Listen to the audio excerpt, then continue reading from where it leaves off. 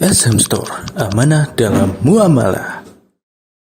Wa an yujannibana al-fitan ma dhahara minha wa ma batan wa an yaj'alana Allahu mimman yastami'una al-qawla wa yattabi'una ahsanah wa an yu'allimana ma yanfa'una wa yazidana ilma.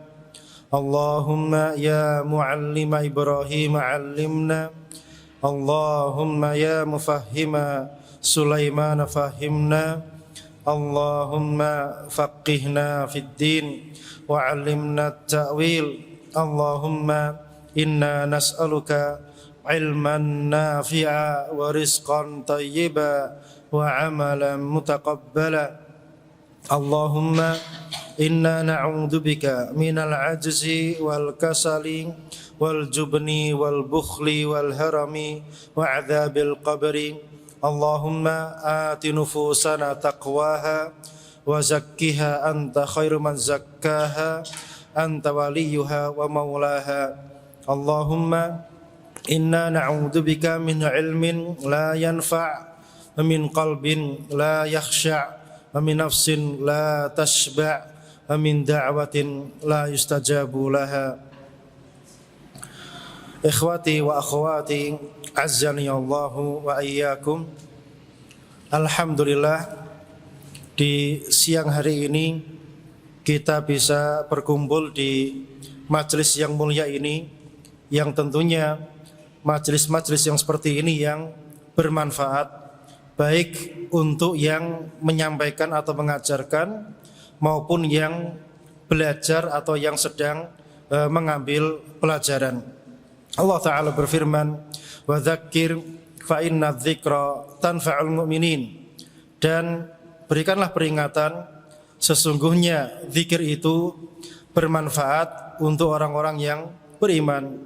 Bermanfaat bagi yang menyampaikan maupun yang mengambil. Yang menyampaikan ini juga jadi murajaah, memantapkan keilmuannya, semakin paham dengan pelajaran yang diampu. Kalau antum ada yang mengajar, merasakan hal ini. Dulu pas diajar gak mudeng-mudeng, tapi pas wayang ngulang, lah kok ngene tiba-tiba. Ada gak seperti itu? Ya. Jadi yang ngajar merasakan perkara ini, ya. Makanya tatkala antum belajar, maka ini wajib diamalkan dengan cara diajarkan pula. Kalau tidak, ya, yang tidak paham dulu juga tidak paham-paham. Maka kalau pengen paham, pengen tahu dulu maksudnya apa, maka dengan cara mengajarkannya kepada orang lain. Jadi ibaratnya majelis dzikir seperti ini, bagi ustadznya dia nambah keilmuan, kemudian bagi santrinya ibaratnya seperti apa? Kelinci percobaan, ya. Tetapi semuanya dapat faidah. Kenapa? Allah yang menjaminnya. Wa dzakir fa inna dzikra tanfa'u al-mu'minin. Semuanya dapat faedah dari apa yang disampaikan di majelis dzikir. Paling tidak majelis-majelis seperti ini meningkatkan iman seorang muslim. Sebagaimana para sahabat dahulu kala, tatkala mereka berada di masjid bersama baginda Rasulullah sallallahu alaihi wasallam, mereka mendapati iman mereka kuat. Namun ketika pulang ke rumahnya, apa yang terjadi? Mereka mengeluhkan apa? Imannya menjadi surut. Itu yang terjadi. Jadi salah satu metode menjaga iman itu terbaik adalah apa? Hadir di majelis-majelis ilmu. Hadir di majelis-majelis yang diisi dengan ayat-ayat Allah dan sabda-sabda Rasulullah sallallahu alaihi wasallam. Itu yang menambahkan dan menjaga iman seseorang. Mafhumnya artinya semakin orang itu jarang ngaji atau semakin orang itu jauh dari kajian-kajian ilmiah, kajian-kajian taksil atau kajian-kajian yang diampu oleh para ulama, maka semakin merosot jauh tingkat kualitas keimanan mereka.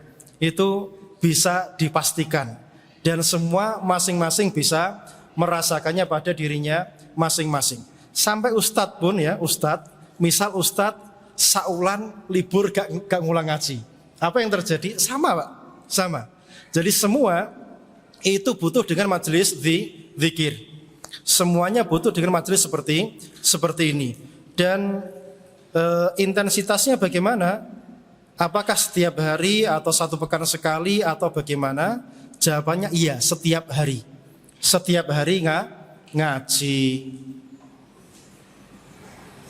Apa dalilnya? Setiap hari ngaji. Yang bener sak bendino ngaji. Apa dalilnya? Ada yang tahu? Bener ya? Enggak, kita itu ngaji kalau bisa setiap hari. Ngaji itu yang paling ideal berapa kali sebulan, berapa kali sepekan?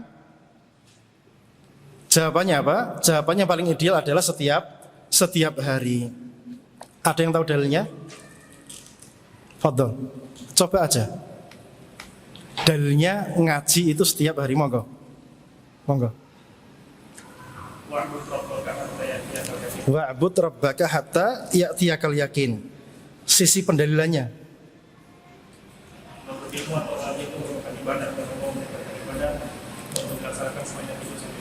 Iya, berarti misalnya antum 1 pekan sekali sampai mati, masuk dalam ayat ini atau tidak?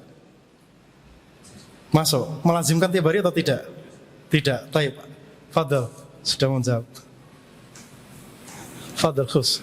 Yang lain ada yang tahu? Dicoba. Ini dalilnya masyhur. Ngaji itu tiap hari. Ada yang tahu? Ada yang dengar kisahnya Umar bin Khattab radhiyallahu taala anhu yang bermuahadah dengan siapa? Tetangganya. Muahadahnya isinya apa? Dia janjian dengan tetangganya, hari ini saya ngaji, kamu yang kerja di rumah. Nanti kalau saya pulang, kamu saya kasih tahu apa yang diajarkan oleh siapa? Baginda Rasulullah Shallallahu Alaihi Wasallam. Besok kamu yang berangkat ngaji ke siapa? Rasulullah Alaihi Wasallam. Saya yang di rumah untuk bekerja. Paham? Nanti kalau pulang ajarkan kepadaku apa yang disampaikan oleh siapa? Baginda Rasulullah Shallallahu Alaihi Wasallam. Berarti ngaji idealnya itu kapan? Sak bendino, ya. Setiap hari. Cuma kalau dikatakan hal ini akan ada yang bantah apa? Ustaz, kok setiap hari ngaji nanti bosen? Kan gitu bahasanya. Ya kalau yang ngajar ngaji tidak berkompeten atau dia tidak punya sana keilmuan yang bagus, maka ya bisa membosankan. Ya bisa membosankan. Tapi kalau yang ngajar ngaji punya kompetensi atau keilmuan yang bagus, maka ngajinya setiap hari tidak ada bosan-bosannya. Ya, Syekh Abdul Muhsin Al-Abbad hafizahullah taala itu ngajinya setiap hari, ya, ngajinya tiap hari, setiap maghrib isya dari hari Sabtu sampai apa? Hari Kamis, hari Jumat libur. Nanti ada momen-momen tertentu beliau libur. Itu idealnya ngaji. Ini sudah ada atau belum di tempat kita? Ngaji sak bendino gitu. Belum ada ya? Ya, belum ada. Ya, berarti masih jauh dari idealisme. Taib, barakallahu fikum. Intinya kajian-kajian ilmiah itu merupakan sarana terbaik untuk menguatkan dan menjaga tingkat atau iman seseorang. Mafhumnya tatkala seseorang itu jauh dari majelis ilmu atau jarang ngaji, maka imannya juga akan merosot jauh. Itu sebuah konsekuensi yang siapapun bisa merasakannya pada dirinya masing-masing. Kemudian di dalam belajar agama Islam itu dibutuhkan tadarruj. Tadarruj itu apa? Bertahap di dalam belajar. Bertahap di dalam belajar. Ini yang banyak manusia buta dalam hal ini. Wes pokoknya budal ngaji kan gitu tok. Antum tahunya apa? Panitia menyediakan seperti ini, wes pokoknya budal ngaji.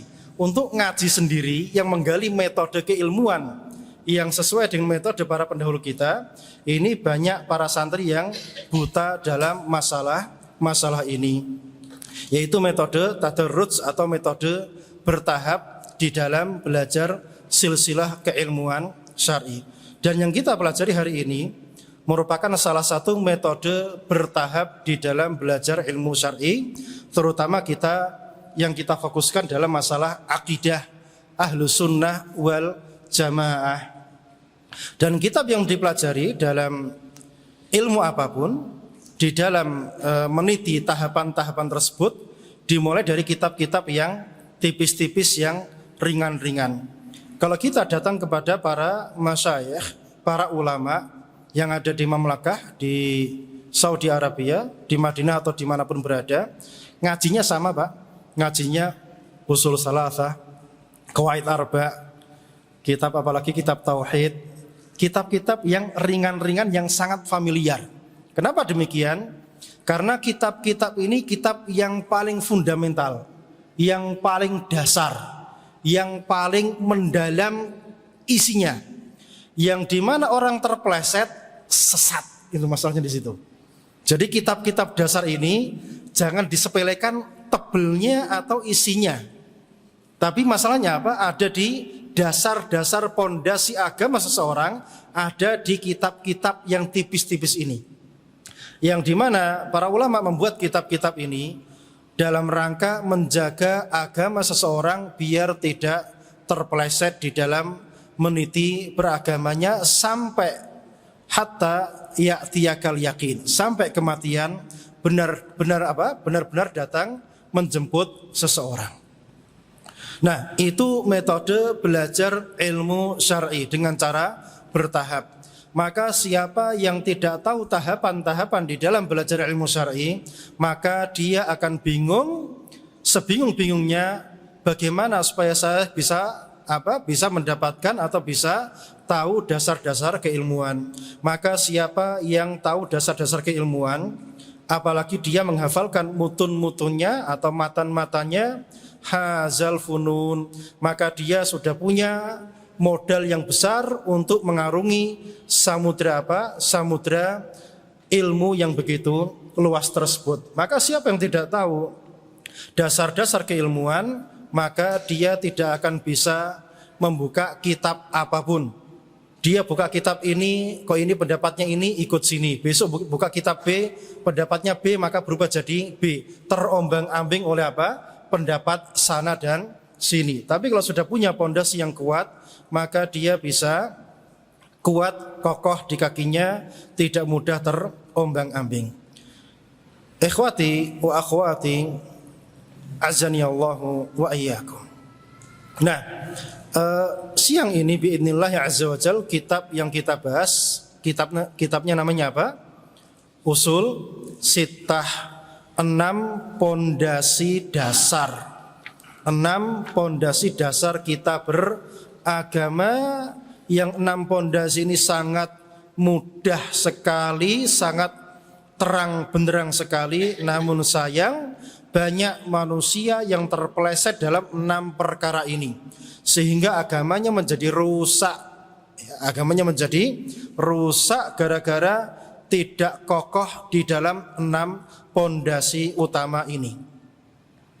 Pondasi yang pertama kesyirikan, yang kedua persatuan, yang pertama tauhid dan syirik, yang kedua persatuan, yang ketiga taat kepada penguasa. Ini ringkasannya ya. Jadi 6 pondasi ini 6 pondasi yang sangat fundamental. Salah sedikit maka akan kesasar. Yang pertama masalah apa? Tauhid dan syirik. Yang kedua masalah persatuan, persatuan Islam maksudnya ya, persatuan Islam. Yang ketiga ketaatan kepada penguasa kaum muslimin. Yang keempat ilmu dan ulamanya. Ilmu dan ulamanya, siapa dia, hakikatnya bagaimana, ciri-cirinya apa. Kemudian wali Allah dan wali setan. Wali Allah dan wali setan.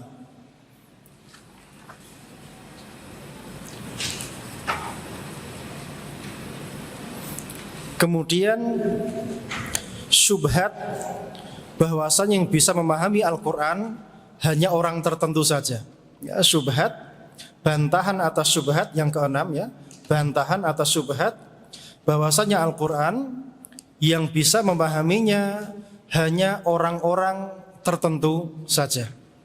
Ini 6 pondasi dasar yang wajib diketahui oleh setiap muslim dengan terang benderang. Apa saja yang pertama? Tauhid, syirik. Yang kedua, persatuan. Yang ketiga, ketaatan kepada penguasa kaum muslimin. Yang keempat, ilmu dan ulama. Yang kelima, wali Allah dan wali setan.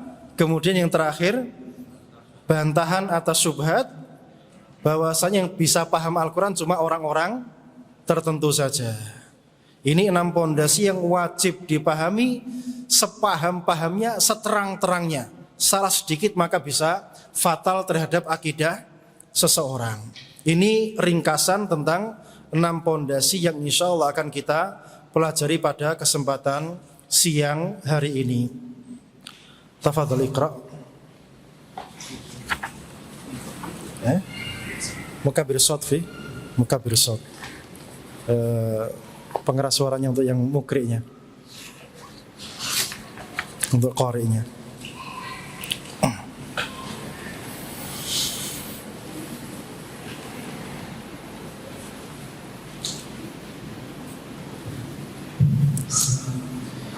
Bismillahirrahmanirrahim. Alhamdulillah wassalatu wassalamu ala Rasulillah. Allahumma ighfir li wa li walidina wa li masyayikhina wa jami'il muslimin. Amin. Qala musannif rahimahullah ta'ala, bismillahirrahmanirrahim. Qala Syekh Muhammad bin Abdul Wahhab rahimahullah, Imam al-Islamiyah wa halihi al-Madinah al-Hamdiyah min a'jab al-'ijab wa akbar al-ayati allati 'ala tafadul Wa akbaril ayati dallati ala qud adalah hada, yani wajib, yani tatwil. Naam.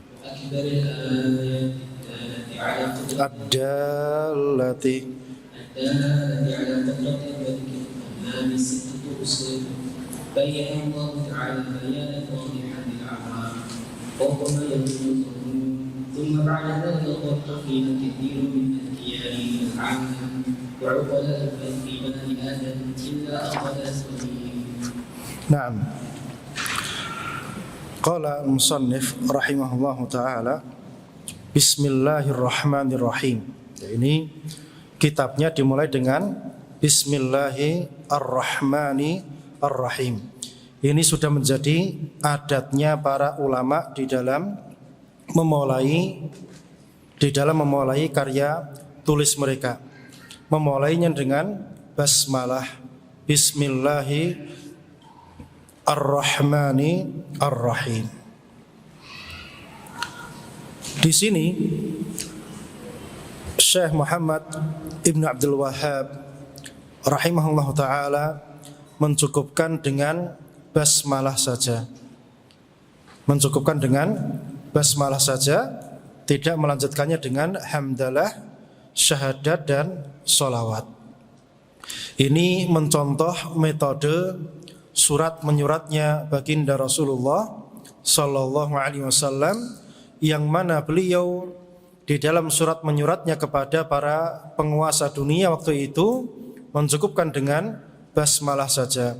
Bismillahirrahmanirrahim. Min Muhammadin ila Qaisar Rum. Ya, contoh ya. Dari Muhammad kepada Kaisar Romawi. Atau misalnya Bismillahirrahmanirrahim min Muhammadin ila azimi Misr, ya, dari Muhammad kepada penguasa Mesir, Muqawqus, ya, atau azim Habasyah, yaitu penguasa Habasyah atau Ethiopia yang bergelar Najasyi. Itu surat menyuratnya Rasulullah Sallallahu Alaihi Wasallam yang mencukupkan dengan basmalah saja. Namun para ulama mereka sepakat di dalam memulai karya tulis itu yang paling afdol dimulai dengan 4 adab. Ya, yang paling afdol dimulai dengan 4 adab. Adab yang pertama adalah dituliskan basmalah, ya, Bismillahirrahmanirrahim. Yang kedua, hamdalah, ya, dengan menuliskan hamdalah, alhamdulillahi nahmaduhu wa nasta'inuhu dan seterusnya. Yang ketiga, dengan dua kalimat syahadat, asyhadu an la ilaha illallah wahdahu la syarikalah wa asyhadu anna Muhammadan abduhu wa rasuluh. Yang ketiga, yang keempat adalah menyebutkan sholawat dan salam kepada baginda Rasulullah sallallahu alaihi wasallam.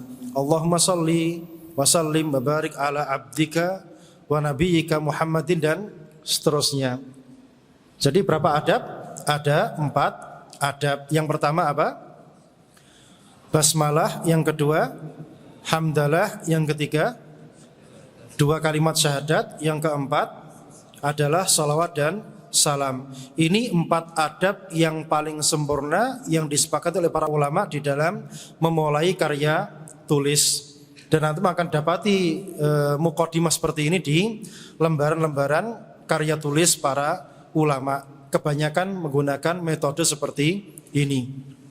Yang mencukupkan dengan basmalah juga ada seperti karya Syekh Muhammad bin Abdul Wahab, mencukupkan dengan apa? Dengan basmalah saja. Itu diperbolehkan. Yaitu diperbolehkan. Itu untuk karya tulis. Adapun untuk apa? Untuk muhadharah atau khutbah dan yang lain sebagainya, maka tidak perlu menyebutkan basmalah, langsung hamdalah. Langsung apa? Hamdalah. Jadi bedanya tulisan dengan ucapan apa? Tulisan dimulai dengan basmalah, adapun ucapan, khutbah dan yang lain-lain dimulai dengan hamdalah. Dimulai dengan hamdalah. Langsung alhamdulillah wassalatu dan seterusnya. Atau alhamdulillahil alamin nahmaduhu wa nasta'inuhu dan seterusnya. Itu adab di dalam memulai percakapan. Yang jadi pertanyaan, ya, kenapa kok muqaddimahnya panjang gitu ya? Kenapa muqaddimahnya panjang seperti itu? Dimulai dengan basmalah, kemudian hamdalah, kemudian syahadat, kemudian sholawat dan salam kepada Nabi Sallallahu Alaihi Wasallam. Intinya, segala sesuatu itu afdolnya ada muqaddimahnya. Kalau enggak ada muqaddimahnya, itu enggak atau kurang bagus. Walaupun mungkin bisa. Ibarat ya, anak kasih gambaran. Kalau mau main bola, langsung masuk lapangan atau pemanasan dulu? Pemanasan. Jadi main bola langsung masuk lapangan, kira-kira bertahan berapa menit? Ya, enggak lama kakinya apa? Kram. Ya. Itu seperti itu contohnya. Ya. Itu contoh yang sifatnya duniawi, butuh muqaddimah. Maka yang sifatnya ukhrawi pun sama, butuh apa? Muqaddimah. Ibaratnya kalau ketemu orang, itu kan ada apa? Cipika-cipikinya dulu. Tidak langsung to the point kepada sumber permasalahan, tapi ada cipika-cipikinya. Bagaimana kabarnya, gimana orang tua sehat, Allah yarham walidaik dan seterusnya. Kemudian baru ngomong. Nanti mau pisah juga cipika-cipiki kemudian pisah, itu adab. Dan kalau kita lihat dalam adab-adab agama kita, unsurnya seperti ini. Ada muqaddimah, kemudian poinnya apa, kemudian ada penutupnya. Atau melihat kitab ini nanti ada penutupnya. Penutupnya apa? Doa dan sholawat. Ada penutupnya seperti itu. Muqaddimahnya pakai doa, maka penutupnya juga pakai doa. Alias tidak langsung pelencing gitu aja. Ya? Langsung lari gitu aja enggak. Tapi ada muqaddimah, ada penutup. Itu yang paling ideal. Sampai karya tulis pun kayak gitu ya kan. Karya tulis ada muqaddimah, ada inti masalah, kemudian ada penutup. Itu idealnya. Itu idealnya seperti itu. Dan ini sudah jadi adatnya orang Arab, ya. Sudah jadi adatnya orang Arab, ada muqaddimah. Dan kita dalam berdoa kepada Allah Subhanahu wa taala juga diperintahkan apa? Diperintahkan pakai muqaddimah terlebih dahulu. Ya misal punya hajat, apakah langsung minta, ya Allah fulus gitu? Atau pakai muqaddimah? Pakai muqaddimah. Ya Hayyu ya Qayyum bi rahmatika astaghits aslih li sya'ni kullah wa la takilni ila nafsi tarfata ain. Jadi pakai muqaddimah, nyanjung Allah dulu. Ya, menyanjung memuji Allah Subhanahu wa taala. Setelah memuji Allah Subhanahu wa taala kemudian apa? Baru minta, ya Allah, hajat saya seperti ini. Paham sampai sini? Jadi pakai muqaddimah terlebih dahulu. Nah, dalam kita belajar juga sama. Muqaddimah dulu. Pakai hamdalah dan seterusnya, kemudian doa, nyanjung Allah Subhanahu wa taala biar apa? Biar nanti ngajinya berkah. Biar ngajinya apa? Berkah, juga ditolong oleh siapa? Allah Subhanahu wa taala. Tadi muqaddimah kita ketika ngaji itu isinya apa? Doa tok itu isinya. Kita butuh apa? Isti'anah, aun, pertolongan dari Allah Subhanahu wa taala. Karena kita ini adalah hamba yang lemah, makhluk yang dhaif, yang senantiasa butuh pertolongan Allah Subhanahu wa taala.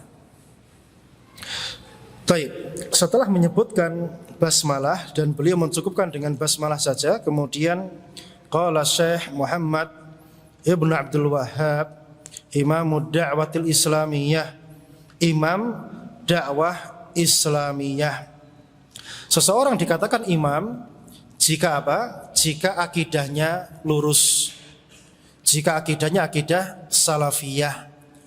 Tapi kalau akidahnya bukan akidah salafiyah, misalnya akidahnya asy'ariyah atau apa? Tasawuf, kemudian dipanggil imam besar, maka ini salah besar. Ada kan? Dipanggil imam besar kaum muslimin, tapi akidahnya apa? Akidahnya asy'ariyah, akidahnya tasawuf. Ini bukan imam. Nah, ini bukan imam, tapi dia perusak dakwah, bukan imam. Imam dikatakan imam jika akidahnya lurus di atas akidah salafiyah ahlus sunnah wal jamaah. Itu baru sah dipanggil sebagai imam. Baik, Imamud Da'watul Islamiyah wa hami himal millatil hanifiyah, dan penjaga hima, tapal batas agama Hanifiyah. Hanifiyah ini agama yang dibawa oleh siapa? Oleh Nabi Ibrahim alaihi salatu wassalam, yang dilanjutkan oleh baginda Rasulullah sallallahu alaihi wasallam. Dan Hanifiyah itu maknanya apa? Hanifiyah maknanya lurus, condong dari yang menyimpang-menyimpang. Ya, jadi ini jalan, ada serong kanan, ada serong kiri, maka Hanifiyah ini lurus seperti ini. Lurus kepada siapa? Muqbil 'ala Allah, lurus menuju kepada Allah Subhanahu wa taala. Ana kasih gambaran. Kalau ada tamu dari arah situ, maka apa yang Anda perbuat? Ada tamu dari arah situ. Lari ke sana atau menyambutnya lurus gini? Atau belok-belok gini? Lurus nyambut siapa? Tamunya. Maka dalam beragama kita sama. Lurus nyambut apa? Perintah Allah Subhanahu wa taala. Tidak kanan tidak kiri. Lurus kepada siapa?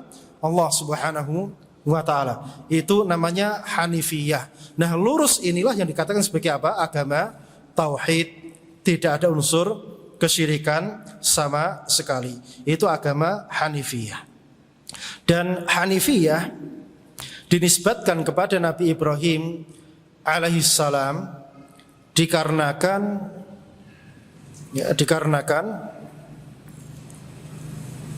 Nabi Ibrahim alaihissalam itu adalah moyangnya Nabi Muhammad sallallahu alaihi wasallam.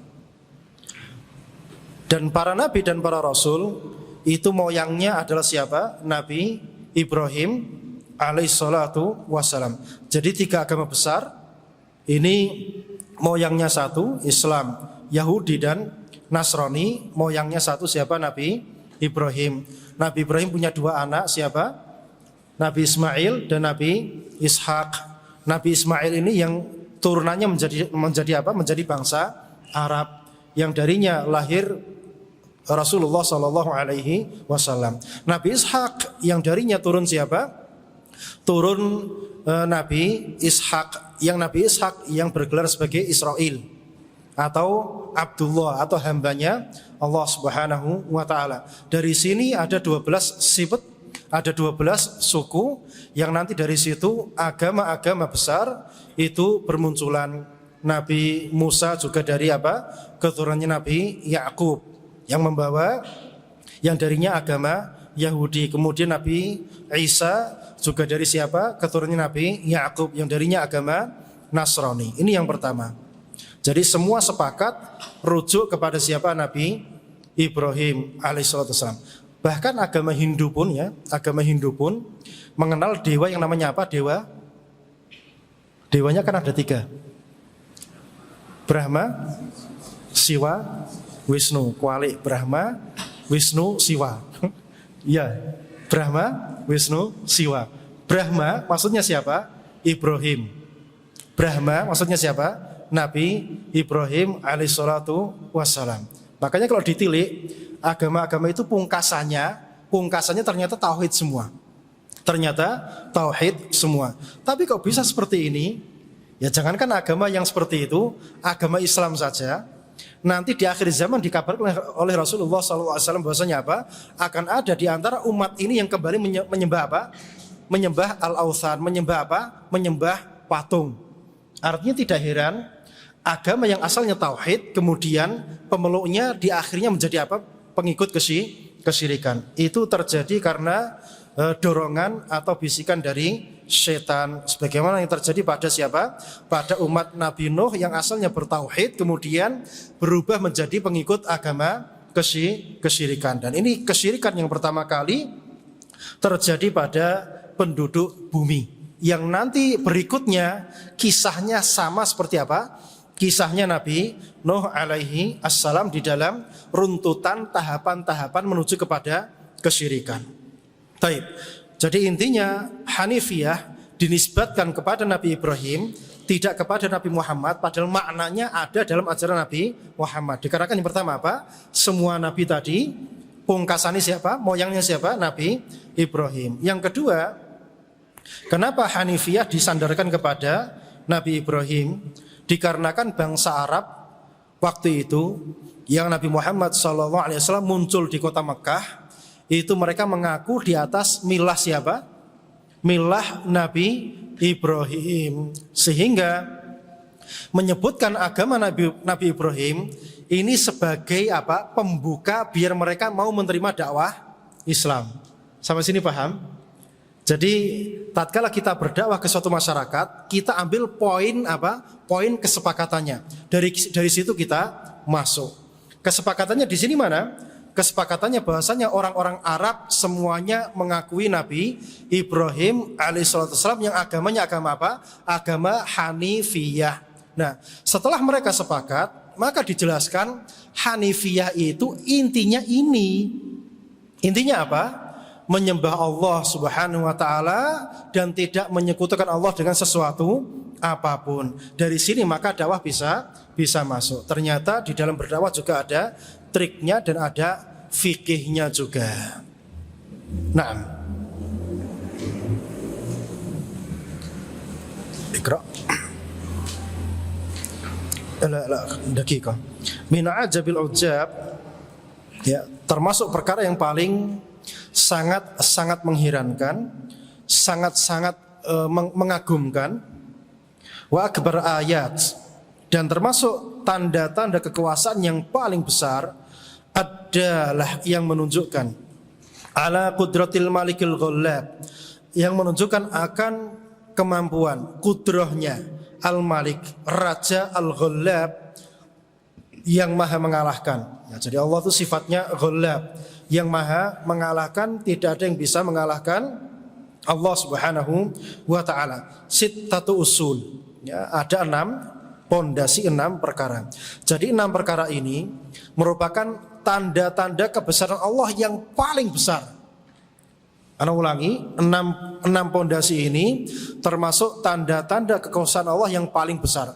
Apa 6 pondasi tadi? Yang pertama, tauhid dan syirik. Yang kedua, persatuan. Yang ketiga, ketaatan kepada penguasa kaum muslimin. Yang keempat, ilmu dan ulama. Yang kelima, wali Allah dan wali setan. Yang keenam, bantahan terhadap syubhat bahwasanya bisa paham Al-Quran cuma orang-orang khusus saja. 6 pondasi ini termasuk tanda-tanda kebesaran kekuasaan Allah yang paling mengagumkan. Kenapa demikian? Bayyanahallahu ta'ala bayanan wadihan.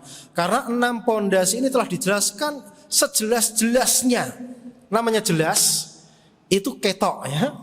Jelas itu apa? Kelihatan. Ibaratnya daun mangga ini kelihatan atau tidak?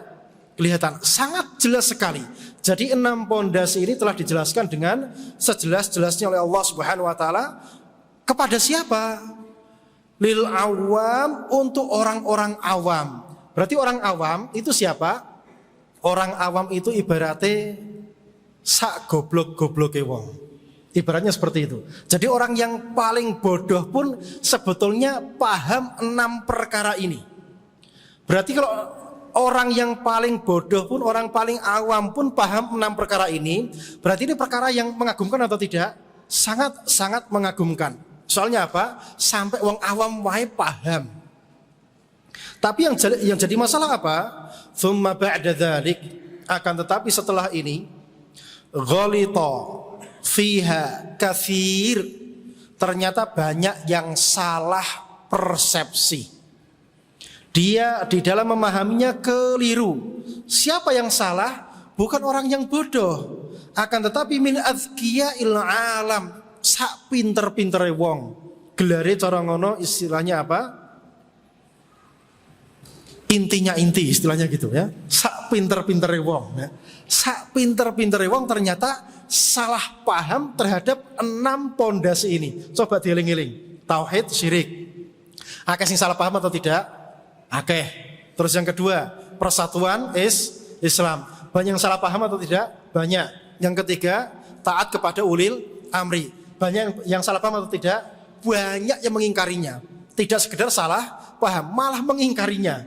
Dikatakan apa? Penjilat dan yang lain sebagainya. Yang keempat, ilmu dan ulama. Saiki ulama isopo? Ditanya. Kalau ditanya ulama itu siapa? Jawabannya apa? Lah, banyak yang tidak bisa diding. Berarti apa? Sudah terjadi menunjukkan umat sudah jauh dari agama Islam. Sampai ulamanya sendiri tidak mengenalinya siapa dan siapa. Yang jadi ulama hari ini misalnya naik masuk TV terkenal, oh itu ulama, kan gitu sekarang. Ya atau tidak?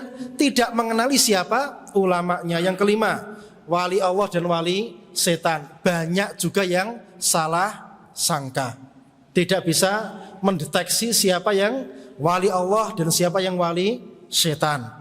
Yang terakhir, yang bisa paham Al-Quran cuma siapa? Orang-orang khusus saja. Sampean nafsir Al-Quran perlu dipertanyakan kredibilitasnya. Padahal Al-Quran itu isinya apa? Akeh sing jelas. Banyak yang jelas daripada yang apa? Yang apa ngarani? Yang samar-samar. Lebih banyak yang jelas daripada yang samar-samar. Ini 6 pondasi orang awam paham, namun sayang banyak dari kalangan orang-orang cerdas dia salah persepsi di dalam 6 perkara ini. Wa qala bani Adam illa aqallal qalil, dan orang-orang berakal dari kalangan Bani Adam illa aqallal qalil, kecuali hanya sedikit saja dari manusia yang paham 6 pondasi ini. Kenapa demikian? Kenapa demikian yang jadi pertanyaan? Dikarenakan Al-Qur'an alif lam mim dzalikal kitabul la raiba fihi hudal lil muttaqin. Dikarenakan Al-Quran itu adalah isinya apa? Kitab yang tidak ada keraguan-raguan di dalamnya. Artinya Al-Quran isinya keyakinan tok, yakin. Tidak ada keraguan-raguan. Petunjuk bagi siapa? Bagi orang-orang yang bertakwa. Namun sayang, tatkala manusia itu salah di dalam bermuamalah dengan Al-Quran, maka Al-Quran pun tidak bisa menjadi petunjuk bagi manusia tersebut. Muamalah sama Al-Quran itu gimana caranya? Caranya bermuamalah dengan Al-Quran itu bagaimana? Jawabannya Jawabannya apa? Cara kita bermuamalah dengan Al-Quran itu bagaimana? Cara kita bermuamalah dengan Al-Quran itu membacanya, karena membaca Al-Quran dapat pahala. Apakah sampai di situ saja? Jawabannya tidak. Tetapi apa? Membacanya, mentadaburinya, memahami isi dan kandungannya. Apakah sampai di situ saja? Jawabannya tidak. Setelah memahami isi dan kandungannya, mentadaburinya, mempelajarinya, setelah itu apa? Mengamalkannya. Apakah sampai di situ saja? Jawabannya tidak. Setelah mengamalkannya, maka mengajarkannya. Setelah mengajarkannya, maka bersabar di dalam mengamalkan isi kandungannya. Nah, sekarang yang menjadi fenomena atau yang ngetrend di tengah-tengah umat Islam, Al-Quran itu muamalahnya sekedar sebatas bacaannya indah, bacaannya top, sampai di situ tok. Nek wis ngono wis rumangsa salate khusyuk kan gitu. Tidak ada usaha di dalam mempelajari isi yang terkandung di dalam Al-Quran. Kalaupun ada yang mempelajari isinya, maka hanya kajian tematik-tematik tok. Tidak ada yang berusaha mempelajari tafsir Al-Quran. Misalnya kajian yang rutin, kemudian dari awal sampai terakhir, kemudian kelar. Kalau dulu di pondok-pondok kan tafsir apa? Tafsir Jalalain ya, kelar. Tapi sekarang mana ada ngaji tafsir yang dari awal sampai terakhir? Hampir tidak ada. Artinya kalau ustadznya saja tidak punya perhatian kepada Al-Quran, lantas bagaimana dengan jamaahnya? Lantas bagaimana mau dapat petunjuk dari isi Al-Quran? Saya kasih gambaran gini. Kalau presiden atau wali kota ya ngirim surat ke masjid apa? Masjid Jami Mekah ini. Ya, isinya apa? Suratnya itu. Isinya apa misal? Isi ini mesti eneng perintah ya atau tidak? Tapi nek suratnya tadi gak dibuka, kira-kira tahu isinya? Tidak. Al-Quran ini yang kita pegang, kita imani, ada isinya atau tidak? Ada isinya apa? Perintah Allah Subhanahu wa ta'ala. Nek gak dibuka, kira-kira ngerti isinya? Kalau gak tahu isinya, lantas bagaimana bisa mengamalkannya? Jawabannya mustahil. Maka bagaimana biar kita bisa mengamalkan isi Al-Quran? Maka mau tidak mau harus apa? Buka isinya, kemudian memahami isinya apa. Selama ini dibuka hanya sekedar untuk apa? Tabaruk atau meruqyah orang yang sakit. Paling banter kan gitu. Ya, paling banter dibuka untuk meruqyah seseorang. Atau biasanya nggak dibuka, dipegang, dipakai nyumpah jabatan. Nah, berubah fungsinya. Jadi muamalah kita sama Al-Quran keliru, maka Al-Quran pun juga memberikan hasil yang keliru kepada yang keliru tadi. Kalau kita benar di dalam bermuamalah dengan Al-Quran, maka Al-Quran pun akan memberikan arahan yang benar kepada kita. Apakah kita tidak beriman kepada Rasulullah sallallahu alaihi wasallam? Taraktu fiikum amrayn. Aku meninggalkan kepada kalian dua perkara. Lan tadillu ma in tamassaktum bihima. Kalian tidak akan tersesat dengan dua pedoman tersebut, kitabullah wa sunnati. Kitab Allah dan sunnahku. Namun sayang tidak dibuka, hanya sekedar didengung-dengungkan saja. Saya sudah nyunah, saya sudah ikut kajian sunnah. Ini enggak cukup. Tidak cukup, penampilan tok enggak cukup. Harus apa? Ngajine sing mempeng, ngajinya yang kenceng. Ngajiannya harus apa? Taksil itu apa? Tahapan yang paling bawah. Setiap pondasi ilmu dipelajari yang paling bawahnya.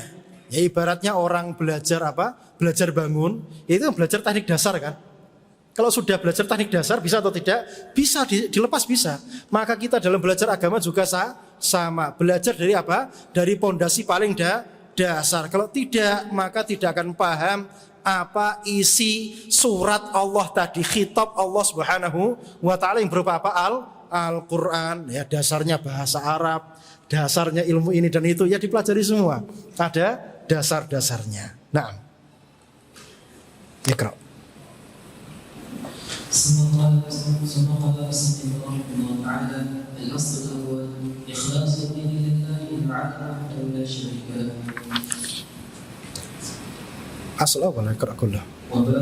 وبيان ضده الذي هو الشرك مثله وقول أنزل القرآن ببيان هذا الأصل من وجوه شتى بكلام يكون أبلغ عامة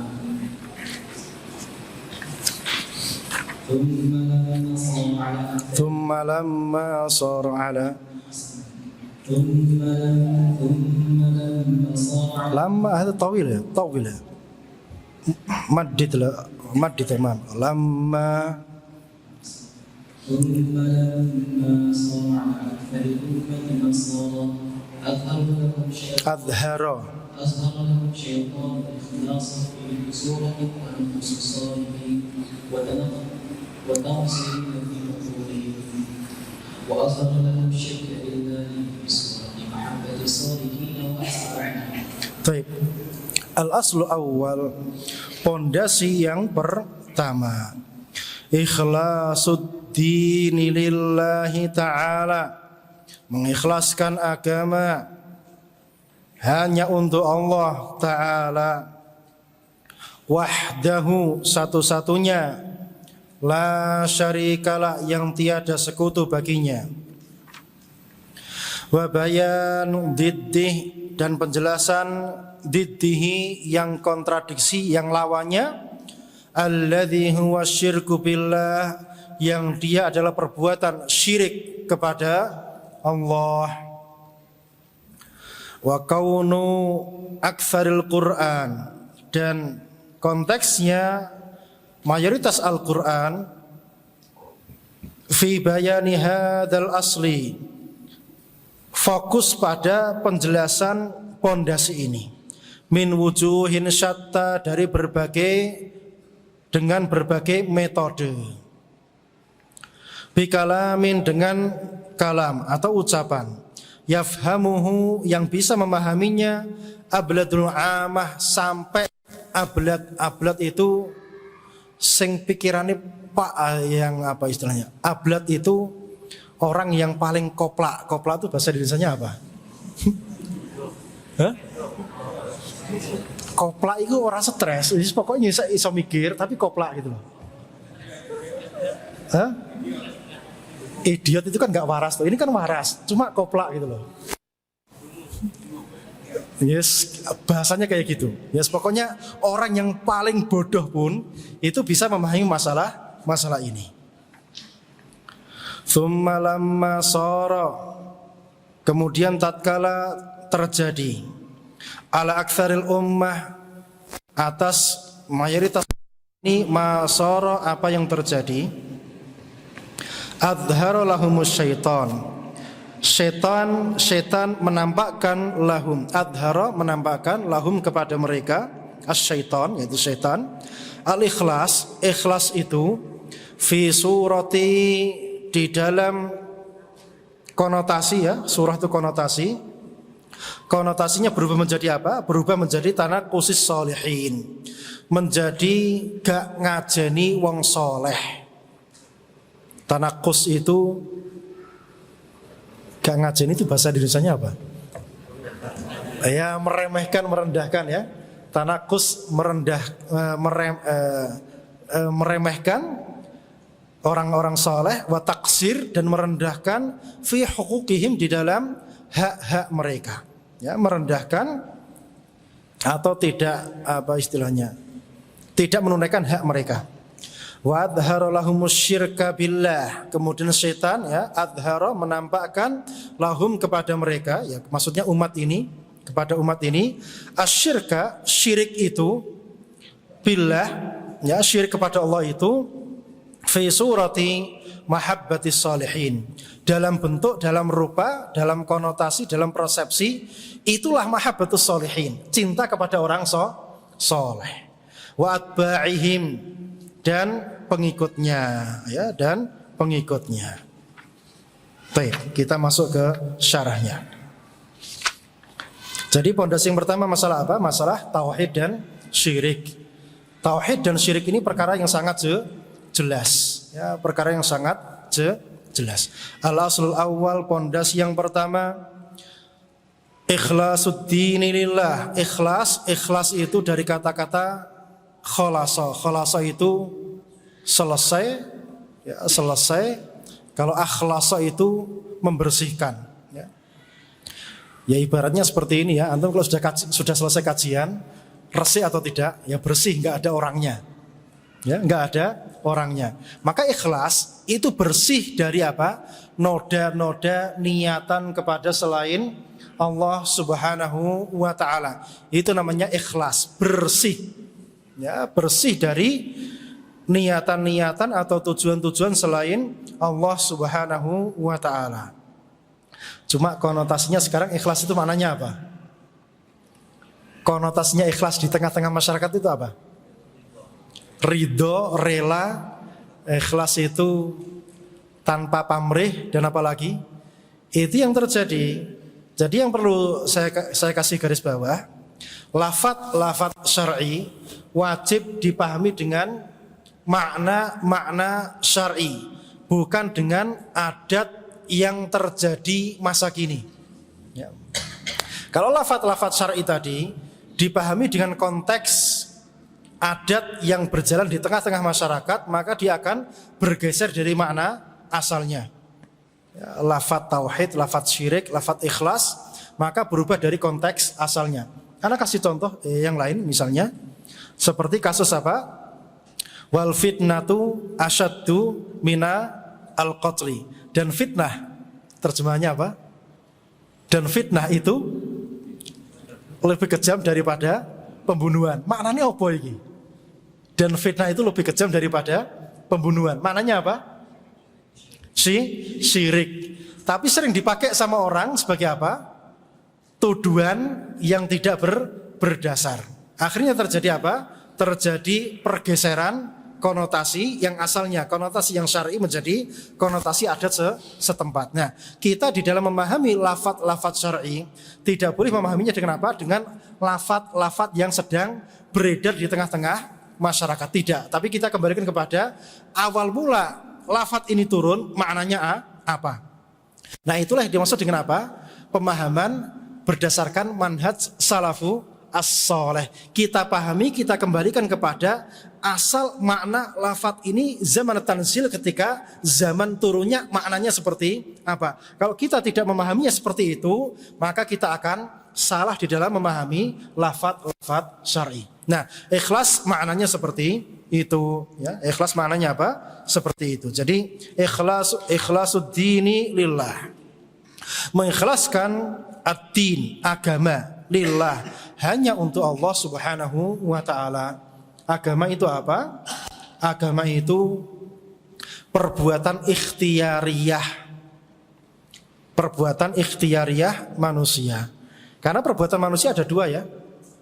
Perbuatan atau sifat yang kita tidak punya pilihan. Yang kedua yang kita punya pilihan.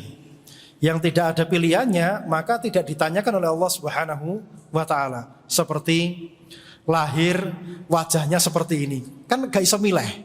Kan yang bisa milih wajahnya ganteng gitu. Kan gak ada yang bisa memilih. Masing-masing telah ditetapkan seperti ini. Maka yang seperti ini tidak akan ditanyakan oleh Allah Subhanahu wa ta'ala. Tapi yang ditanyakan apa? Yang kita bisa milih. Ngalor to ngidul, ngetan to ngulon. Ini semuanya akan ditanya. Nah, awak dhewe ngalor ngidul iki dalam rangka apa? Untuk apa? Jika itu menegakkan perintah yang wajib, berpahala. Jika itu menegakkan perintah yang sunnah, dalam rangka menegakkan perintah yang sunnah, maka berpahala. Jika hanya sekedar menegakkan yang mubah, maka tidak berpahala.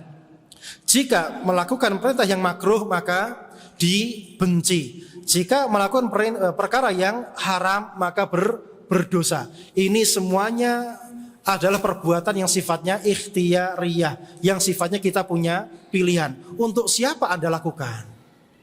Apakah lillah atau selain Allah? Jika lillah, maka itu baru ikhlas. Jelas sampai sini? Jadi agama itu kembali kepada apa? Tingkah laku kita, yang kita ada pilihan di situ. Hati kita punya pilihan, lisan kita punya pilihan, mata kita punya pilihan.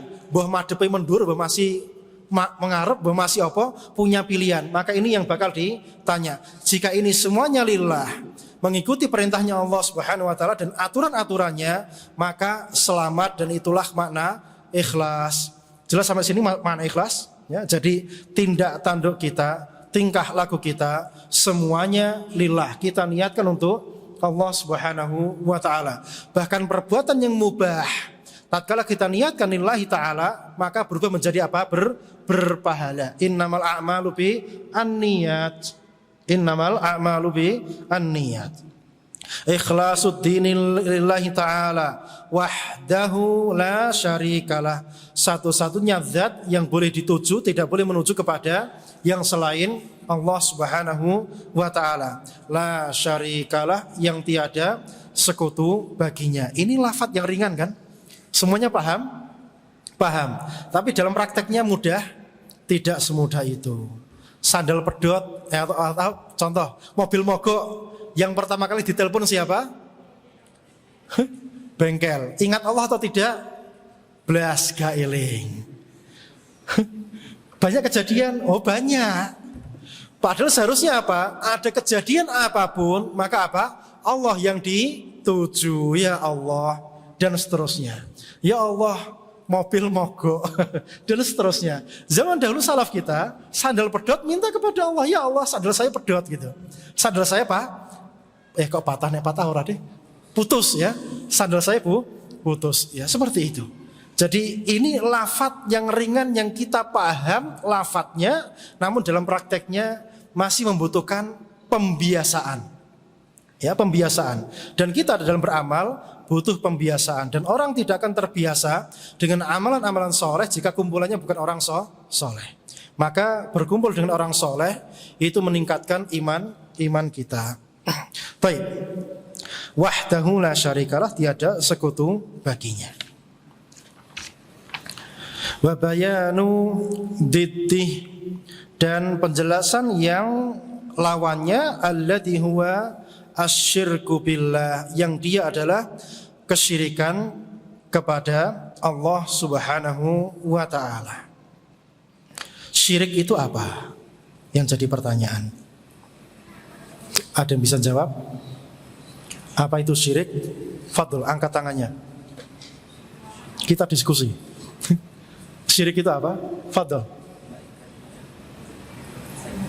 Irfa' sautak. Memalingkan ibadah kepada selain Allah Subhanahu wa ta'ala. Itu maknanya apa? Maknanya syirik. Baik. Pertanyaan selanjutnya. Sekarang ada orang sholat, ya, ada orang sholat. Sholat ini untuk siapa? Allah Ta'ala. Kemudian besoknya dia pergi ke kuburan, minta di kuburan. Itu perbuatan syirik atau tidak? Tapi dia sholat. Tapi dia sholat, berarti dia musyrik atau tidak? Pertanyaannya? Iya. Menjadikan Allah sebagai Tuhan, menjadikan selain Allah sebagai Tuhan. Ini lafadznya lebih umum lagi ini. Ana pengen fokus kepada lafadz syirik itu sendiri. Naam. Dengan selain Allah dalam hal kekhususan dimiliki oleh Allah. Ini lebih umum. Ya.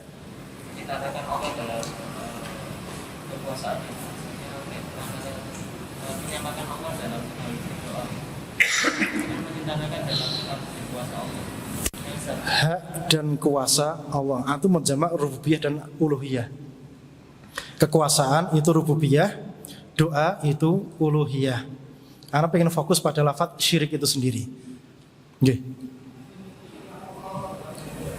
Menyatukan Allah dalam peribadatan. Taib. Masuk, ya, masuk. Ana ingin lebih jelasnya seperti ini. Syirik itu dari lafaz syaraka. Syaraka itu apa? Menjoinkan, ya, atau apa? Bareng-bareng. Antum tahu lafaz syarikah? Syarikah. Perusahaan. Perusahaan itu berarti apa? Ada kerjasama, ada hak milik bersama, ada unsur bareng-bareng, itu namanya apa? Syarikah. Nah, syirik ini juga punya makna ini. Maknanya apa? Allah disembah, selain Allah juga disembah. Berarti dua pihak dibarengkan. Menjoinkan Allah dengan yang selainnya dalam apa? Dalam ubudiyah, dalam persembahan, dalam uluhiyah. Itu maknanya apa? Makna syirik. Sudah jelas atau belum? Saya ulangi lagi. Jadi syirik itu dari lafadz syaraka. Syaraka itu maknanya menjoinkan. Menjoinkan itu apa? Yes, pokoknya bareng gitu loh. Ya, membarengkan. Allah disembah, dalam satu waktu juga nyembah selain Allah. Paham sampai sini? Berarti ada unsur syirik, tasyrik di sini, menjoinkan. Ada unsur apa? Menjoinkan. Menjoinkan Allah dalam hal peribadatan. Esok sholat, sore njaluk no kuburan. Ini walaupun dia nyembah Allah Subhanahu wa taala, tapi dia musyrik. Tapi dia apa? Musyrik. Kenapa? Karena makna syirik itu adalah menduakan Allah Subhanahu wa taala di dalam permintaan, di dalam ritual peribadatan, di dalam doa. Itu makna syirik. Jadi lebih khusus kepada makna uluhiyah. Lebih khusus kepada mana apa? Makna uluhiyah. Ana lanjutkan habis ini insyaallah. Ya, jadi intinya syirik itu fokusnya di masalah apa? Masalah uluhiyah, bukan apa? Bukan rububiyah. Fokusnya di uluhiyah. Jadi orang dia nyembah Allah Subhanahu wa taala tapi juga menduakan, itu syirik. Itu syirik. Nah, sekarang orang pahamnya syirik itu apa? Nyembah selain Allah tok. Ya, kalau ini ya nggak ada. Orang Islam yang seperti ini ya nggak ada. Tapi ini kenyataan ada, dan zaman Nabi Muhammad, orang-orang alaihissalatu wassalam, orang-orang jahiliyah, jangan dikira mereka tidak menyembah Allah, mereka nyembah. Ya. Kam ilahan ta'bud wahidun fis sama wasittan fil ard. Ada salah satu sahabat yang waktu itu masih dalam kondisi syirik. Sopo sing bujalui? Yang kamu minta siapa? Sitok nang dhuwur langit, enem nang gone dhuwur bumi. Ini makna syirik. Berarti tidak meninggalkan Allah. Allah masih menjadi apa? Masih menjadi oknum yang dimintai, yang diibadahi. Tapi di satu waktu juga apa? Hatinya ini tertambat kepada yang selain Allah Subhanahu wa taala. Ini makna syirik. Dan ini pada masalah uluhiyah. Adapun dalam rububiyah, Allah yang berkuasa, menguasai jagat raya, menciptakan, memberikan rezeki, mengatur segalanya. Ini orang musyrikin zaman jahiliyah juga mengakui hal ini. Wala in sa'altahum man khalaqas samawati wal arda la yaquluna Allah. Jika kamu bertanya kepada mereka siapa yang menciptakan langit dan bumi, siapa jawabannya? La yaquluna Allah. Mereka akan berkata Allah Subhanahu wa taala. Jadi meyakini Allah sebagai pencipta, pemberi rezeki, ini namanya tauhid rububiyah.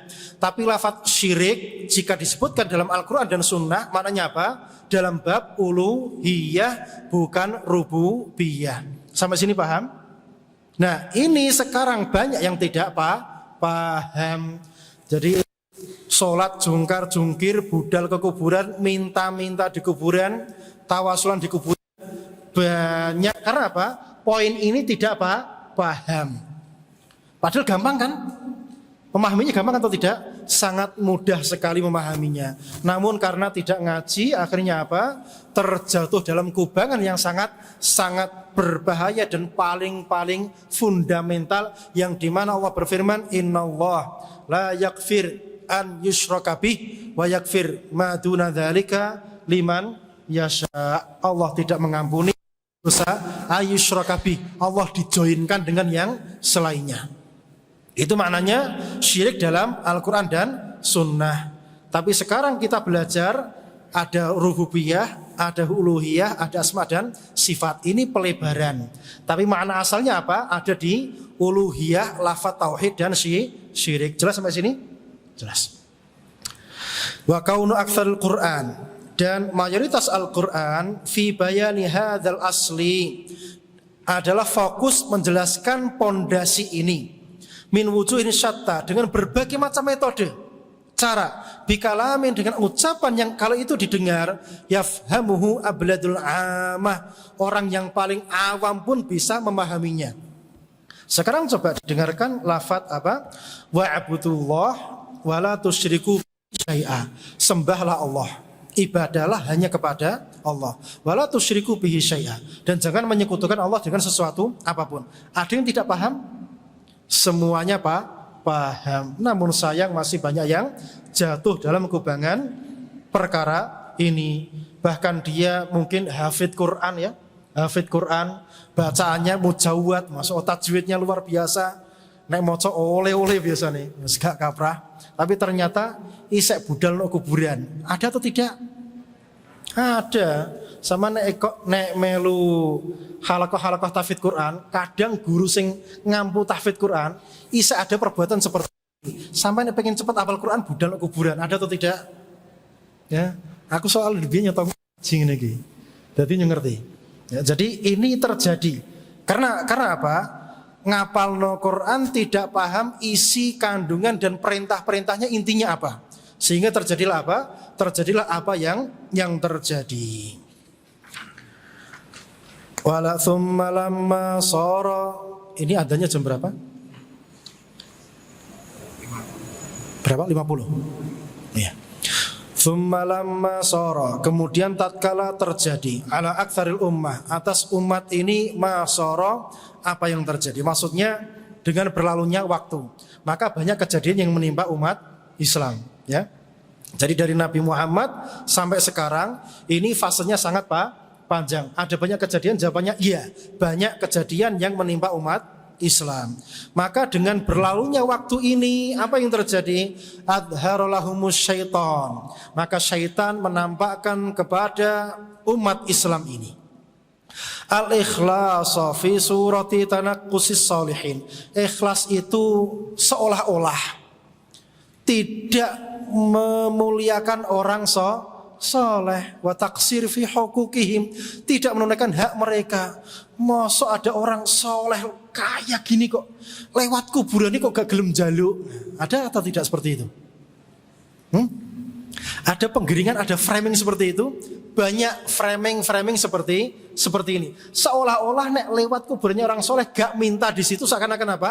Oh, gak ngajeni wong soleh. Ini yang terjadi sekarang. Real atau tidak? Real. Makanya mereka memandang kita ki wong gak beradab, ya atau tidak? Iya. Memandang kita orang tidak beradab, padahal kita sama orang soleh cinta sekali. Kita cinta para wali, kita cinta para sunan. Cuma untuk masalah hak-hak rububiyah, hak-hak uluhiyah, kita mohon maaf tidak bisa memberikannya kepada mereka. Jelas sampai sini? Kita cinta kepada orang-orang yang telah berjasa, para pahlawan yang telah berjasa. Cuma caranya kita ngikuti apa? Ngikuti ajaran agama Islam. Koridornya apa? Koridor ajaran agama Islam, tidak bisa sakarepe dhewe. Jadi dalam masalah ini kita tetap apa? Mengacu kepada undang-undang kita, Al-Quran dan Sunnah Rasulullah Sallallahu Alaihi Wasallam. Wa adhara lahum syirka billah. Kemudian mereka membuat framing seolah-olah syirik kepada Allah itu apa? Fi surati mahabbatis sholihin wa atba'ihim. Seakan-akan itulah cinta yang hakiki kepada orang soleh. Nek wis njaluk kuburan wong soleh, berarti ki bener cinta kepada orang soleh. Padahal apa? Ini syirik yang bisa membatalkan keislaman seseorang. Naam. Iqra. الأصل الثاني أمر الله باجتماع الدين والنهي عن التفرق فيه، فبين الله هذا بيانا شافيا تفهم العوام،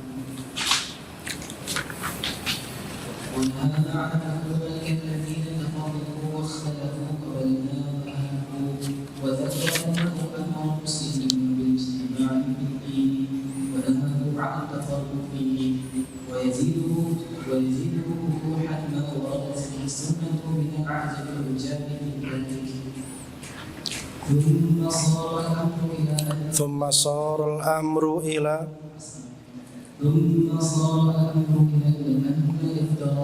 anna al-iftiraqa hamzatul wasl. Nah.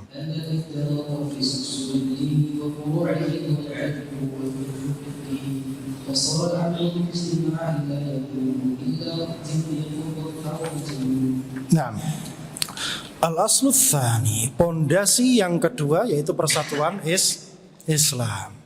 Amarallahu bil ijtima'i fid din, Allah memerintahkan untuk apa?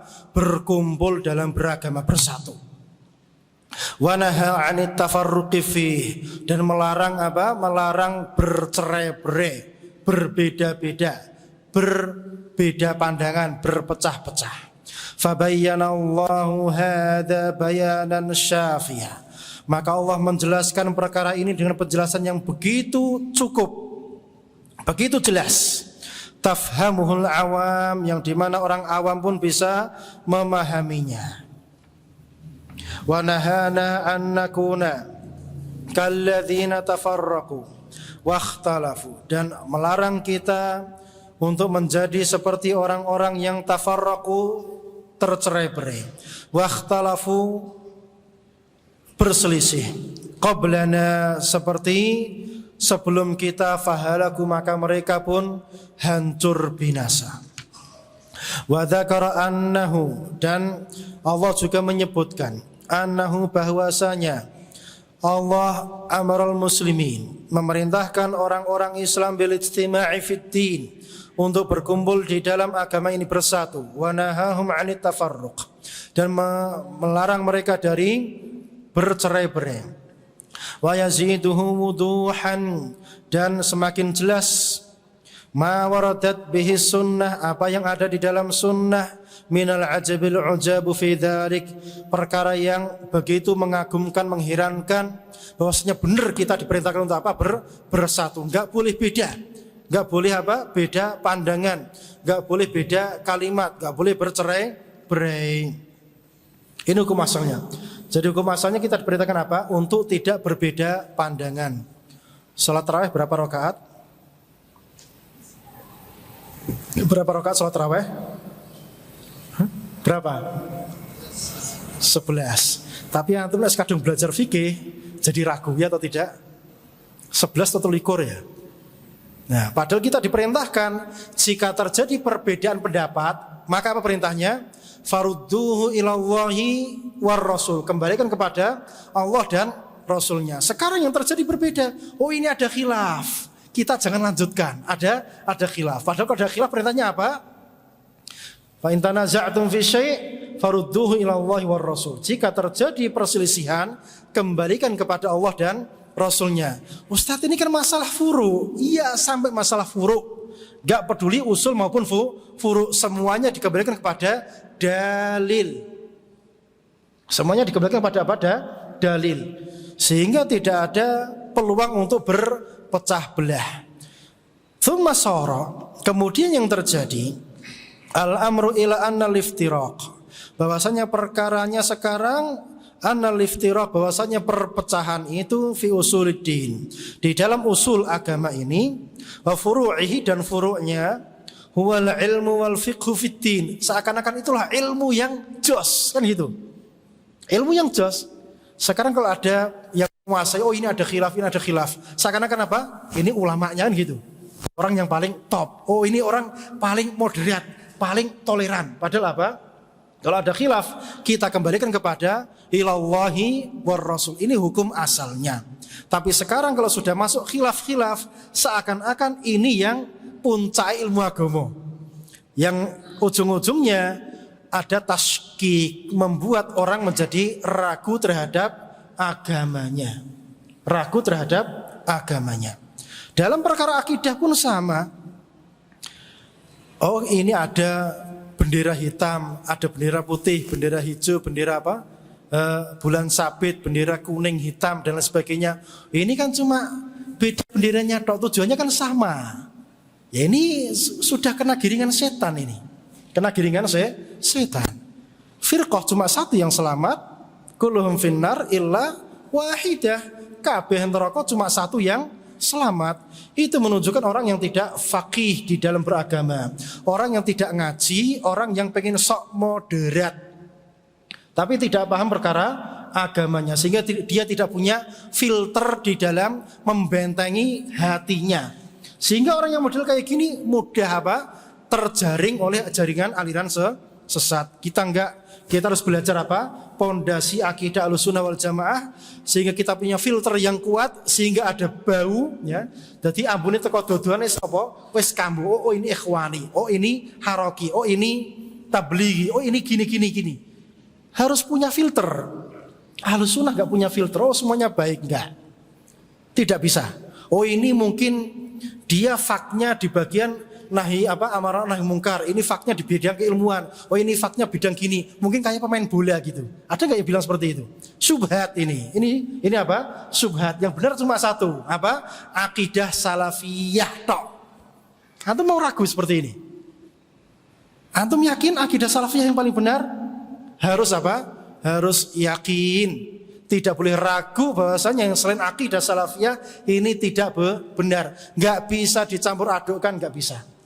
Ini dalam perkara Usuluddin. Orang-orang Haroki berkata Orang-orang Haroki, orang-orang Ikhwani berkata, na'dur fima kalimat mereka yang paling ma'ruf itu.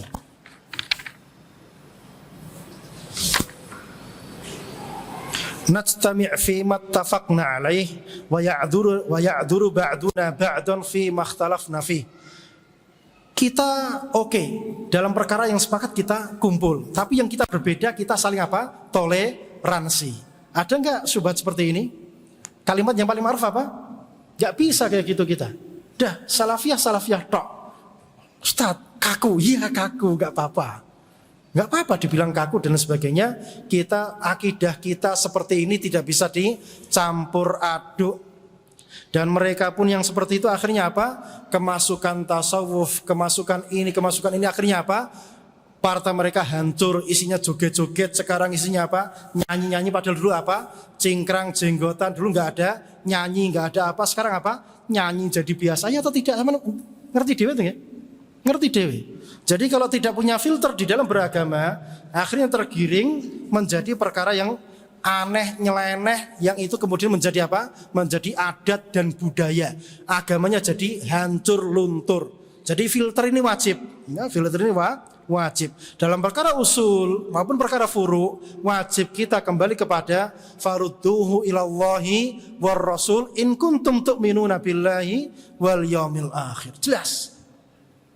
Wasaral amru bil ijtima' la yaquluhu illa zindiq au majnun. Nah, sehingga terjadilah apa yang terjadi, yang mengajak menyuruh kepada persatuan cuma orang-orang zindik dan orang-orang yang gila. Orang yang nyunah mau ngajak bersatu takut dengan Oh ini ranahnya khilaf. Ada Ada khilaf. Kok kita bersatu ada khilafnya? Tidak, kita tetap bersatu, kembalikan kepada Allah dan Rasulnya. Yang terakhir,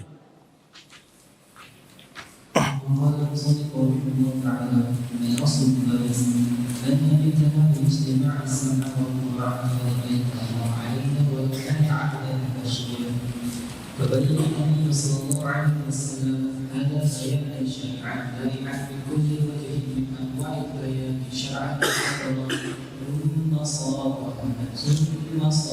هذا الاصل لا يعرف كالاخر يدعي كيف اعرفه. Al-aslu tsalits, pondasi yang ketiga, anna min tamamil ijtima', bahwasanya persatuan Islam tadi tidak akan sempurna kecuali as-sam'u wat ta'ah, kecuali harus dengar, taat, liman ta'ammara alaina, kepada siapapun yang ta'ammar. Ta'ammar itu memegang urusan alaina, atas kita. Jadi perkara kita dipegang siapa sekarang? Pak Presiden Joko Widodo. Siapa?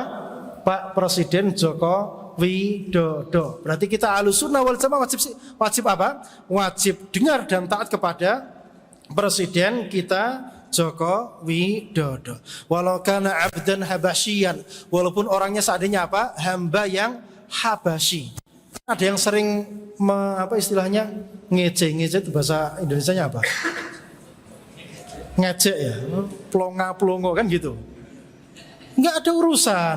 Siapapun yang ta'ammar alaina, yang menguasai kita, menjadi penguasa kita, pemimpin kita, apapun statusnya, kita wajib taat tunduk kepada mereka. Tapi ketundukannya sebatas apa? Ma wafaqal haq, sebatas yang itu di dalam koridor kebenaran perintah Allah dan perintah Rasulnya. Di luar itu maka tidak ada kewajiban taat. Artinya taat di sini tidak memberontak, tidak khuruj, tidak keluar dari apa? Baiatnya. Wajib membaiat mereka. Jika mereka dolim, wajib sabar. Wajib sabar. Tidak mengangkat senjata, tidak memberontak, tidak keluar dari ketaatan kepada mereka. Tetap sabar. Tetapi perkara-perkara yang sesuai dengan hak, maka wajib taat. Penentuan bulan Ru'yatul Hilal wajib taat. Rambu lalu lintas wajib atau tidak? Wajib. SIM, KTP wajib atau tidak? Wajib taat. Karena apa? Ini semuanya sesuai dengan apa? Koridor agama Islam. Tapi yang tidak sesuai dengan koridor agama Islam maka tidak wajib taat. Riba bank. Terus apa lagi? Apa lagi? Itu contohnya. Maka jika ada kemungkaran, maka diingkari sifat perbuatannya. Riba haram di mimbar-mimbar, tapi tidak boleh menyebutkan penguasa. Jelas kaidahnya? Kalau ingin mengingkari penguasa dalam perkara riba, maka datangi 4 mata. Jelas sampai sini? Itu kaidahnya. Fabayyana an-nabiy sallallahu alaihi wasallam hada bayanan sya'ian da'i'a. Maka Nabi sallallahu alaihi wasallam menjelaskan perkara ini, bayanan, penjelasan, sya'ian yang telah menyebar, da'ian sampai ke semua apa? Ke semua telinga. Bikulli wajhin, dengan berbagai macam metode, min anwa'il bayan, dengan berbagai macam penjelasan, syara'an wa qadara, baik secara syar'i maupun secara takdir. Thumma sara hadzal amru, kemudian terjadilah yang terjadi, hadzal aslu, pondasi yang ketiga ini, la yu'raf inda aktsar man yadda'il ilma, menjadi tidak dikenali di kalangan kebanyakan orang yang belajar ilmu syar'i. Fa kaifal amal bih, kalau tidak dikenali lantas bagaimana bisa mengamalkannya? Sekarang pondok-pondok tahfidz, pondok-pondok apa? Pondok-pondok itu kebanyakan mereka masalah taat kepada ulil amri ada atau tidak? Mengingkari. Kebanyakan apa? Mengingkari. Mereka akidahnya apa? Khuruj, tidak taat kepada penguasa yang sah. Kalau ada yang taat kepada penguasa yang sah maka dijuluki apa? Penjilatnya penguasa. Bukan penjilat. Kita mentaati perintahnya Allah dan perintahnya Rasulnya. Memang akidah kita seperti ini.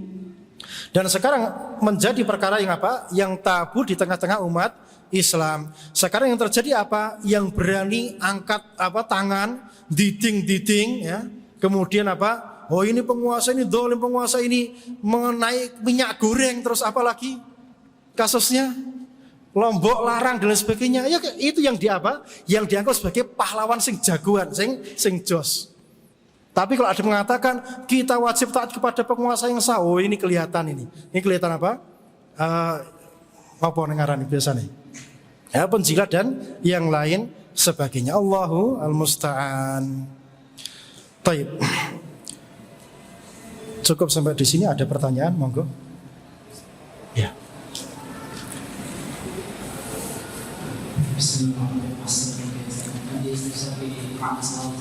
Makna?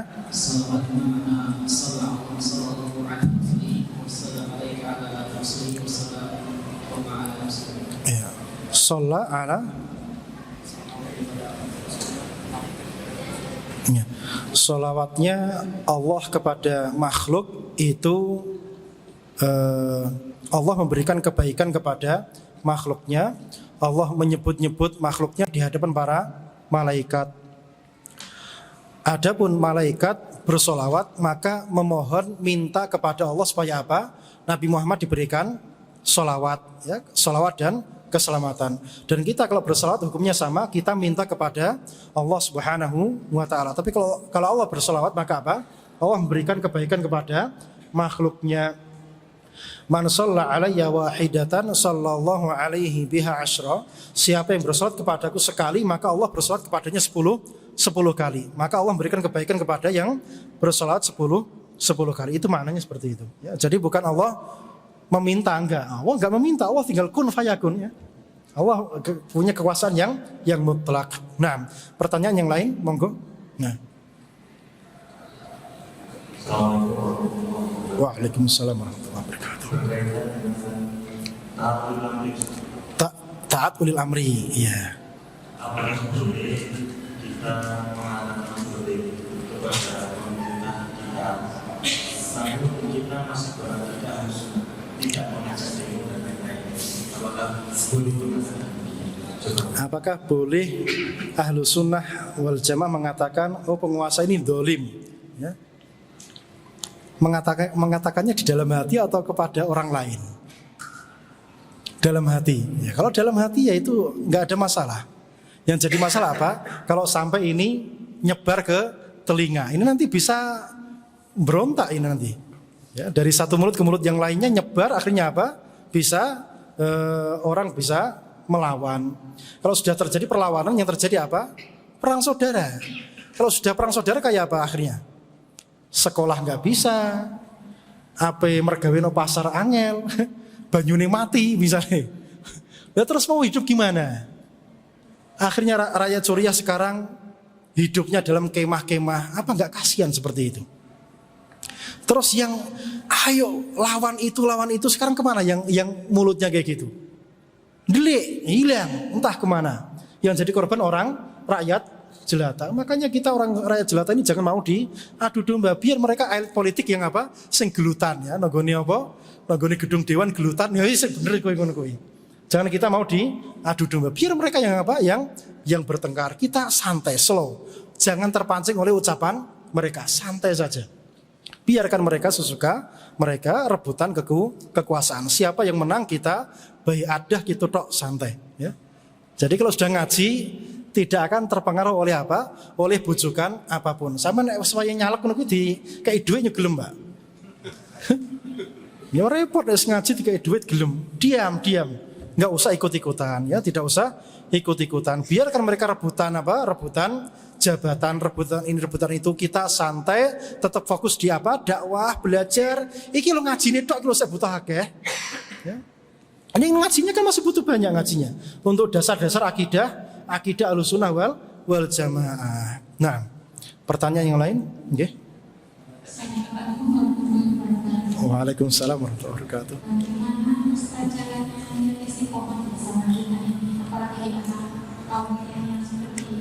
Gimana kiat istiqomah?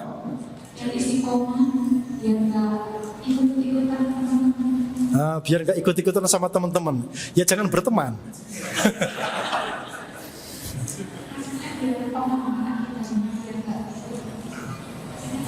Maksudnya biar apa? Biar tidak terwarnai. Ya kenapa terwarnai? Ya karena ikut yang berwarna. Ya. Jadi kalau ikut yang berwarna, yang mau tidak mau terwarnai. Antum tahu air ini kan? Nek dicemplungi kuning, jadi kuning, dicemplungi ireng, cuampur kabeh. Apa tidak berwarna dia? Berwarna. Tapi kalau dia sendirian, nggak ada yang mencampurinya, aman atau tidak? Aman. Maka mata, telinga, lidah, kapan tercampuri dengan yang warna-warna, ya, maka akan terwarnai hati ini. Jika hati terwarnai, maka keselamatan itu menjadi apa? Menjadi susah. Jadi terkadang orang sesat itu tahu dia sesat, tapi nggak bisa keluar dari kesesatannya. Karena apa? Ada warna-warna di sampingnya. Apa Abu Thalib nggak tahu kalau keponakannya di atas hak? Abu Thalib pamannya Rasulullah SAW tahu atau tidak? Oh tahu, jelas ya. Padang jinglang. Nek ponaane apa? Utusan Allah Subhanahu wa taala. Tapi berani masuk Islam atau tidak? Enggak berani karena apa? Ada warna di sampingnya. Makanya kaidah kita apa? Wong kang soleh kumpul, lono wis kumpul sing padha-padha nyunai wae. Podo-podo nyunah tapi sing ora tau utang. Nek sing tau sing seneng utang ya aja dikumpuli, iku penyakit iku. Ya, jadi intinya jangan berkumpul dengan yang berwarna. Cukup warna apa? Warna sunnah tok. Dan bahkan seandainya kita kumpul dengan warna sunnah saja, itu kita masih disunahkan apa? Disunahkan tidak banyak kumpul. Kumpulnya apa? Wayang ngaji gini tok. Selesai pulang, dah nggak usah ngobrol. Nanti kalau ngobrol ada ucapan yang didengar, maka masuk ke dalam hati. Oh iku, diingi bertuku sepeda motor. Hati ini kena bisa. Terpengaruh atau tidak? Terpengaruh, makanya telinga ini dijaga. Jangan sampai apa? Kena warna yang macam-macam. Jelas ya? Oke, monggo. Oke, ketaatan kepada ulil amri. Taat pada ulil amri itu hanya sebatas orang muslim yang menjalankan pemerintahan yang terhadap dengan dasar asli. Bagaimana membantah syubhat yang mengatakan taat ulil amri hanya sebatas kepada orang yang menjalankan syariat Islam? Kalau tidak berarti tidak wajib. Yang bisa menjalankan syariat Islam secara total itu siapa? Saya tanya sekarang. Yang bisa menjalankan syariat Islam secara total itu siapa? Total? Total atau tidak? Yang bisa menjalankan syariat Islam secara total siapa? Hanya Rasulullah SAW saja. Yang lainnya tidak ma'sum, ada kesalahan. Kalau itu barometernya, sampai dia yang ngomong pun tidak layak jadi pemimpin gitu loh.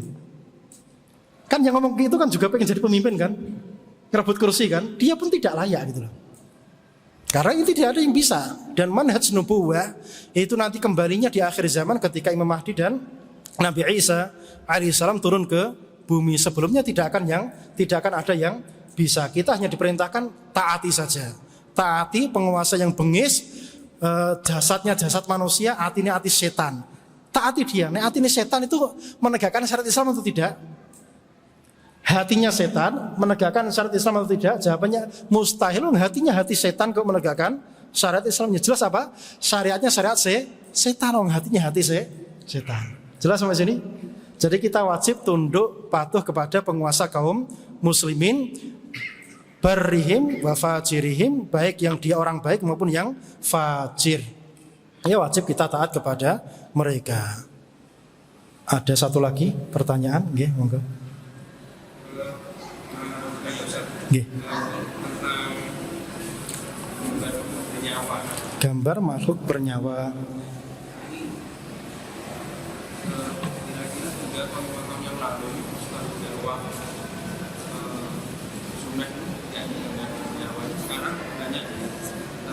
Poster dakwah sunnah yang gambar bernyawa gitu ya. Atas nama Surabaya Mengaji. Contohnya ya gambar makhluk hidup. Ya dikasih tahu kan ketuanya pimpinan teko to iki. Pimpinannya teko. Iya. Iya, jadi masalah foto ini ada khilaf ya, ada khilaf.